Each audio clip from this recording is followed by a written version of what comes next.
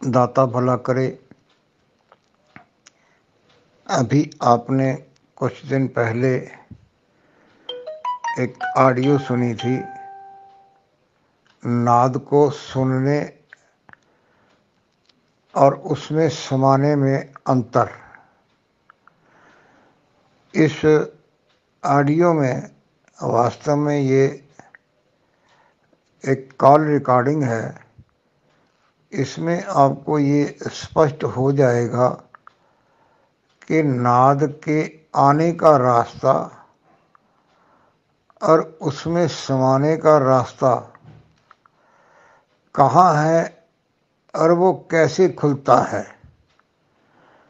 वो जो हमारे शरीर में, हमारे सर के अंदर एक गुंबद नुमा जो खोपड़ी का आंतरिक हिस्सा है, उसमें नाद कैसे गूंजता है और कैसे परमेश्वर की कृपा हमारे भीतर आती है।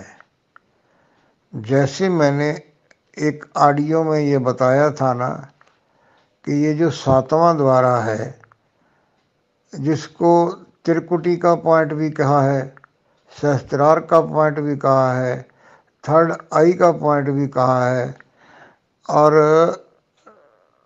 भंवर गुफा का मुहाना भी कहा है, उसी तरह हमारे सर के ऊपर एक ऐसा केंद्र है जहाँ से परमेश्वर की कृपा आती है। और जब वो कृपा आती है तो ऐसे लगता है कि जैसे हम शावर के नीचे अपने सर को करते हैं ना, तो जब उसका पानी सर में पड़ता है तो झरन झरन एक झरनाहट सी होती है, जो हमारे सर से लेके पैरों तक सारे बदन में एक तरंग सी पैदा करती है। वैसे ही परमात्मा की कृपा जब आती है तो सारे शरीर में एक आनंद मई किरणें जो है ना, एक आनंद मई अनुभूति जो है ना, वो होती है। वो रास्ता, नाद के आने का रास्ता, नाद में समाने का रास्ता, ये सभी जो है ना, ये सभी एक ही पॉइंट है। इसकी बारीकियों को समझने के लिए आप इस ऑडियो को अंत तक सुनिए। बाकी मेरी फिर वही बात है, सुन के अच्छा लगे तो लाइक कीजिए। आपके और मित्र जो इस लाइन में है, साधना में है, उनके साथ चाहे ज़ुबानी बात कीजिए और चाहे शेयर कीजिए। इससे आपका भी भला होगा, आपकी भी परमेश्वर के दरबार में ये हाजिरी लगेगी कि आपने भी परमेश्वर का कोई सेवा का काम किया है। ये तरह की आवाज देती है। कभी कभी ऐसा होता है कि खुद ब खुद आवाजें बदलती है, लेकिन एक की आवाज के पीछे से दूसरी आवाज आती है, उसके पीछे से और कोई सूक्ष्म आवाज फूटती है जैसे। तो लेकिन ये दिन भर तो नहीं होता, ये कभी कभी आती है, लेकिन एक जो सीधी लाइन वाली साउंड है ये चलती रहती। तो मतलब जहाँ हम बोलते हैं कि अचीवमेंट हमारी, हमें लगे कि हम इस मंजिल पे पहुंच गए हैं, तो क्या हम मुक्ति के मार्ग पर है, जैसे ये साउंड अगर हम 24 घंटे सुन रहे हैं। हाँ, देखिए तो हमारे लिए ये जो 24 घंटे चलती है, ये तो एक सार चलती है, लेकिन जो बीच बीच में भांति भांति की आवाजें आती है ना, ये हमारे जो शरीर के भीतर के सूक्ष्म तत्व है ना, वो कभी कभी जो आत्मा के साथ वो टकराते हैं तो उनकी आवाज आती है, लेकिन ये स्थायी नहीं होती, ये स्टेबल नहीं है, ये ज्यादा देर नहीं रहती है, लेकिन ये बदलती रहती है। ये जो आपने सवाल किया है ना, तो अगर वो जो 2 दिन पहले वाली आप मेरी वो सुनेंगे ना ऑडियो, नाद को सुनने में और उसमें समाने में अंतर, ये उसका टाइटल है। उसमें आपको जो है ना, आपके इस प्रश्न का बिल्कुल स्पष्ट जो है ना वो जवाब मिल जाएगा। बाकी जो जी मैं अभी हाँ, कोई बात नहीं, कोई बात नहीं, आपको और गुरु जी अल्लाह का जो जिक्र मैंने बोला है, जो मुझे बताया जा रहा है हाँ सपने में, तो क्या इसे मुझे करना चाहिए या हाँ नहीं हाँ करना करना चाहिए। यही है ना, देखिए ये जो आपको आवाज आ रही है ना, हूँ हूँ की, चाहिए?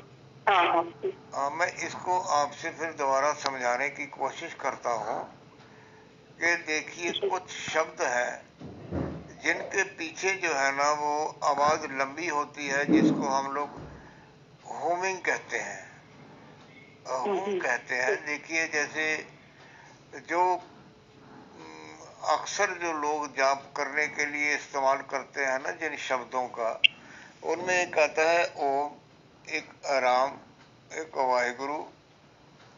और जो मुस्लिम भाईचारे के लोग हैं वो अल्लाहू का जो है ना वो इबादत के लिए जो है ना वो इबादत के लिए वो उसको जपते हैं। जी कोई तस्वीर पे जपता है, कोई खाली बैठ के जपता है, लेकिन अंदर जगाने से ही उसका ताल्लुक है। अब उस आवाज को आप समझिए कि जैसे कहा कि ओ,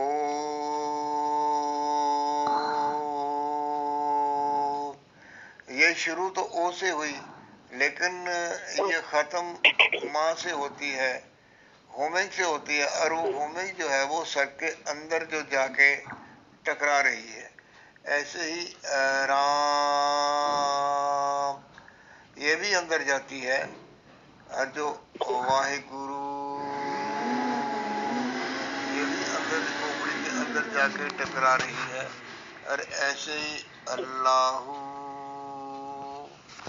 अल्लाहू,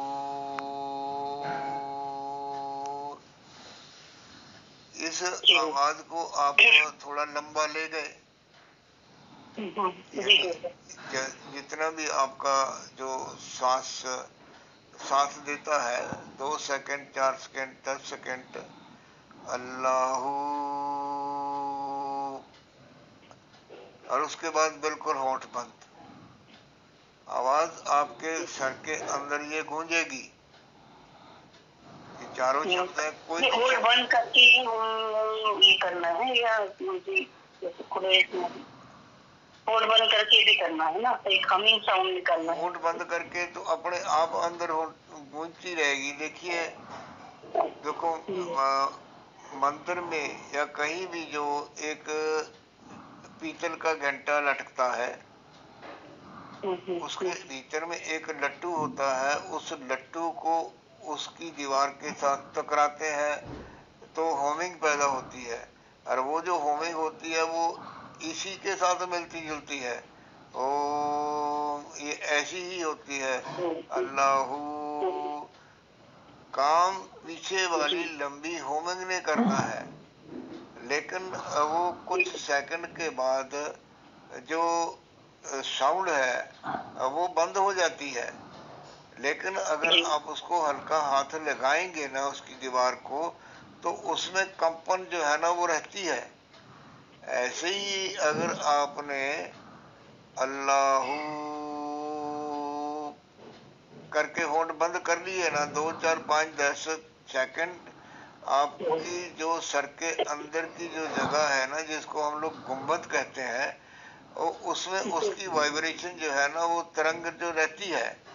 और यही वो काम है जिससे परमात्मा की कृपा आने की जो चैनल है ना वो खुलती है। जैसा ये सर के पिछले हिस्से में खड्डा बनता है ना, वहां से खुदा की रहमत आनी है। उसके लिए अंदर से जो जगह बनती है ना वो इस होमिंग से बनती है। ये ये बहुत अच्छा आपका प्रश्न था कि काम सबका एक ही है। आत्मा को परमात्मा से जुड़ने के लिए रास्ता खोदने का काम करती हैं ये आवाजें। देखिए किसी में इसमें किसी में कुछ भी हर्जे वाली बात नहीं है।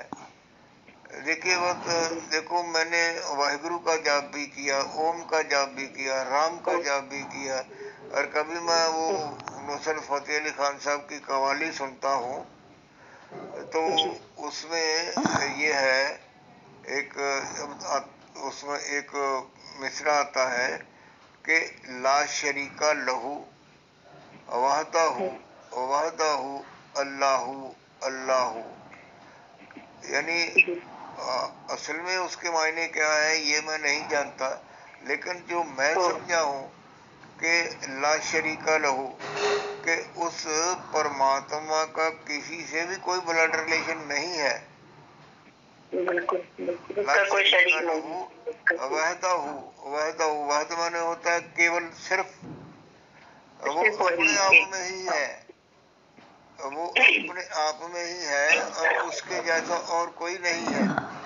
तो उसको याद करने के लिए उसका नाम जो है वो है अल्लाहू अल्लाहू, और वो कई बार मतलब पता नहीं लगता मेरे को, 10 मिनट 5 मिनट घंटा आधा घंटा मैं अल्लाहू ही करता रहता हूँ। इसमें कोई बुराई नहीं है, कोई पाप नहीं है, क्योंकि परमात्मा कोई बड़ा तो था नहीं जो उसका नाम रखता, जिसको जैसा उसका उसकी शख्सियत जैसी वैसा ही उसने उसका नाम रख लिया। अब जिसको लगा कि ये तो जर्रे जर्रे में सब चीजों में रमा हुआ है, उसने उसको रमा रमा कहना किया तो वो राम हो गया। तो जो तीन मैं शक्ति, ओम का भी करती हूँ गुरु हाँ जी। वो जो ओम देखो, फिर मैं ओम का चैंट करती हूँ रोजाना 5 मिनट। ओम जो है वो जो ब्रह्मा विष्णु महेश तीन शक्तियों का प्रतीक है। जी और जो जो वाहिगुरु है, वाहिगुरु के जी मायने है कि उस परमात्मा की गुरु की उपमा, वह मैंने होता जी बड़ाई हैरानी भरी ये है ना, स्थिति सूचक शब्द है।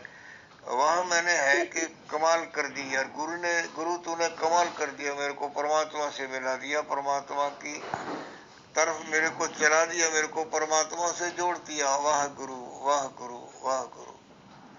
और अल्लाह आप समझते हैं कि भी परमात्मा हर जगह पे विराजमान है। अल्लाह का मतलब जो मैं समझता हूँ कि वो जो खुदा है परमात्मा है वो तो सब जगह है, वही मतलब राम का हुआ और वही मतलब अल्लाह का हुआ। मा, माला के ऊपर किया, मन से किया, बोल के किया, सब का मतलब एक ही है कि अपने आप को उस परमात्मा के साथ जुड़े रखना है। जुड़े रहेंगे तो अंतर में जो मन है अब वो खाली हो जाएगा, और उसमें परमात्मा की जो है कृपा इबादत के माध्यम से जो है ना वो भरी रहेगी। अच्छा लगा आपसे बात करके। गुरु जी एक आखिरी प्रश्न है, जी जी अगर आप जी एक पूछिए आखिरी, पूछिए। और सर सबसे महत्वपूर्ण मुझे लगता है कि ये हर साधक के लिए जरूरी है इस समय जो उन्नति कर रहे हैं। तो गुरुजी जैसे कि हम हमारी जो चेतना की अवस्था जैसे ही बढ़ती जाती है तो हम काफी सेंसिटिव होते जाते हैं। तो ऐसे समय में जैसे किसी के हाथ से हम खा लेते हैं या किसी के विचारों से प्रहार होता है, शब्दों से होता है, अन्य से होता है, तो साधक अपने आप को इन नेगेटिविटी से किस तरह से प्रोटेक्ट करे ताकि उसकी साधना में कोई विघ्न ना आए और अच्छे से सब कुछ हो, जिससे शारीरिक मानसिक पीड़ा से वो बचा है। देखिए बात यह है, ये जो आपका प्रश्न है इसमें गहराई भी है और इसमें सच्चाई भी है। देखो इस संसार में कोई भी किसी को किसी भी तरह की तरक्की करते हुए देख के खुश नहीं होता, जलन होती है। कोई आर्थिक रूप से अगर कोई बढ़ गया तो उसके ऊपर भी जलन होती है, और अगर कोई आध्यात्मिक रूप रूहानियत में आगे बढ़ गया तो उसको भी जो है ना वो जलन होती है। और किसी किसी भाई बहन ने अपने घर परिवार को छोड़ दिया और वो साधना में इबादत में लग गया, अकेला रह गया, और उसको देखने वाला जो कोई होगा ना तो वो एक गंदा विचार उसमें आ जाता है कि इसने घर परिवार छोड़ दिया, ये कैसे रहता है। और ये जो बातें हैं ना, ये जो अन्न होता है ना उसके माध्यम से एक दूसरे की तरफ जो चली जाती है। देखिए, आपने अगर कभी गुरुद्वारे में लंगर छका हो, खाया हो, तो उसमें एक आनंद होता है। वही आटा, अरे वही, और वो चने की, अरवा की, उड़द की दाल होती है जो हम घर में बनाते हैं, लेकिन उसमें जो रस है ना वो सिमरन का है। जब लंगर बनता है ना तो एक दो नहीं होते, 10-20 लोग होते हैं। कोई दाल बना रहा है, कोई सब्जी बना रहा है, कोई प्रसाद बना रहा है, और कोई वो जो है ना वो चपातियां बना रहा है। लेकिन उनमें भाइयों की तरफ एक भाई होता है अलग से, और एक बहनों की तरफ बहन अलग होती है, जिनका ये काम होता है कि अगर कोई बात कर रहा है ना तो उसको कहते हैं कि भाई बातें नहीं करो, वाहिगुरु वाहिगुरु वाहिगुरु का जाप करो। तो उसमें जो रस होता है वो परमात्मा के नाम के स्मरण का होता है। अरे, इसको अगर बाहरी रूप से अगर समझना हो तो जब वो कौरवों की सभा में द्रौपदी का चीरहरण हो रहा था, तो उस वक्त सभी बड़े बुजुर्ग बैठे थे। भीष्म था, द्रोण था, जो और भी धृतराष्ट्र था, सभी बड़े बुजुर्ग थे जिनकी मानी जाती थी। तो विदुर उठ के चले गए थे कि मैं ये नहीं देख सकता। तो जब अंत समय भीष्म पितामह तीरों की सेज पे पड़े हुए थे, तो उस वक्त द्रौपदी ने ये प्रश्न किया था कि अब आप बहुत ज्ञान दे रहे हो, तो उस वक्त आपका ज्ञान कहाँ था जब आपकी पौत्र वधू का जो है ना चीरहरण हो रहा था, वस्त्र उतारे जा रहे थे, तब उसने एक ही बात कही थी कि उस वक्त मैं दुर्योधन का, पापी का अन्न खा रहा था, तो इसलिए मेरी बुद्धि जो है ना वो पाप में हो गई थी। अब तीरों के लगने से मेरा जो खून है ना, रक्त है, वो बह गया है, और उसमें जो उस अन्न का प्रभाव था वो भी निकल गया, इसलिए मैं अब बात कर रहा हूँ। ऐसे ही जब आप किसी के भी हाथ का भोजन खाते हैं तो उसके जो विचार है ना तो वो आपके अंदर में प्रवेश करते हैं। इसीलिए इसीलिए अक्सर मैंने, आपने सुना होगा, मैं अपनी ऑडियोज में यही कहता हूँ बहनों को विशेष करके, आप जब भी भोजन बनाओ तो परमात्मा का नाम लेते हुए भोजन बनाओ। उससे जो आप भी खाओगे और आपके परिवार वाले भी खाएंगे तो वो परमात्मा के नाम लेने वाले बन जाएंगे। देखिए, गुरुद्वारे में जब अरदास होती है ना तो वो जो कड़ा प्रसाद होता है, तो जब उसको भेंट करते हैं तो उसके बाद ये कहा जाता है कि प्रसाद को आपका भोग लगे है, और आपके भोग लगा हुआ प्रसाद लोगों में बांटा जाए, तो उसको छकने के बाद वो वाहिगुरु वाहिगुरु का जाप करें। यानी अन्न के माध्यम से ही जो विचार है ना वो दूसरे को प्रफुल्लित भी करते हैं और डिस्टर्ब भी करते हैं। धन्यवाद। दाता भला करे।